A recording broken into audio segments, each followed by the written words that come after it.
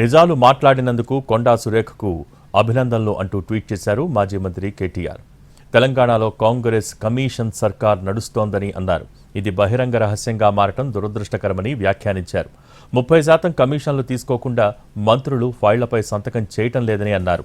కాంట్రాక్టర్లు సచివాలయంలో ధర్నా చేసి ప్రభుత్వం అవినీతిని బయటపెట్టారని పేర్కొన్నారు.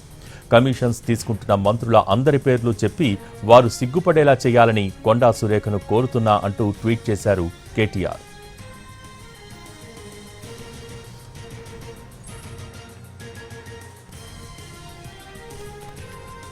నిజాలు మాట్లాడినందుకు కొండా సురేఖకు అభినందనలు అంటూ ట్వీట్ చేశారు మాజీ మంత్రి కేటీఆర్. తెలంగాణలో కాంగ్రెస్ కమిషన్ సర్కార్ నడుస్తోందని అన్నారు. ఇది బహిరంగ రహస్యంగా మారటం దురదృష్టకరమని వ్యాఖ్యానించారు. 30% కమిషన్లు తీసుకోకుండా మంత్రులు ఫైళ్లపై సంతకం చేయటం లేదని అన్నారు. కాంట్రాక్టర్లు సచివాలయంలో ధర్నా చేసి ప్రభుత్వం అవినీతిని బయటపెట్టారని పేర్కొన్నారు. కమిషన్స్ తీసుకుంటున్న మంత్రుల అందరి పేర్లు చెప్పి వారు సిగ్గుపడేలా చేయాలని కొండా సురేఖను కోరుతున్నా అంటూ ట్వీట్ చేశారు కేటీఆర్.